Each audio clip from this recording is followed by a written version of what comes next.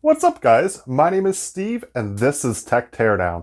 We're a brand new tech channel where we do tech reviews, PC building, and other types of tech and gaming content. And if that's what you look for on YouTube, make sure you subscribe and hit that bell so you don't miss one of our uploads. Now, today, in this video, I'm going over a $300 gaming PC. This is the HP Z600 workstation PC. This is a fully functional PC that I found on eBay for only $85. And let's go over what you get for that $85 price point. You get the E5606. This is a Xeon processor. It is a 4-core, 8-threaded CPU at 2.13 gigahertz. You get 6 gigabytes of DDR3 ECC unbuffered memory. You do have to have ECC unbuffered memory into this system or it will not boot. So make sure it's ECC unbuffered memory and no higher than 1333 megahertz. You also get the Radeon HD 6570 workstation graphics card. This is a workstation graphics card and it's not meant for gaming. Now I did go ahead and test this system out of the box at the $85 price, and we are able to get 60 FPS in Fortnite, but only at 480p. But I want to be playing at 1080p, so I made some upgrades, so let's go over those now. So starting off with the first upgrade, I found on eBay for $28 a pair of two Xeon X5660 Intel processors. Both processors are 6 cores and 12 threads. And since this system can support up to 2 processors at the same time, we now have 12 cores and 24 threads of processing power. Then I upgraded to 16 gigabytes of DDR3 ECC unbuffered memory at the 1333 megahertz speed. So we now have the 16 gigabytes of RAM. Then I upgraded the graphics card to a GTX 780, the 3 gigabyte VRAM model. Now, I found this on Facebook Marketplace for $50, and as soon as I saw that price, I jumped on it. I didn't even think about it, but I should have thought about it because I completely forgot that the GTX 780 sucks a whole lot of power. So in this video, I'm going to be testing the 780 with a dedicated second power supply. This power supply will be dedicated to just powering that graphics card, while the 650 watt power supply in this system will be powering everything else. So I know most of you are not going to want to be using a second power supply to power your graphics card. So in a second video, I'm going to be testing this system with the RX 570. But just in this video, just to manage time well, we're going to be using just the 780, using the second power supply.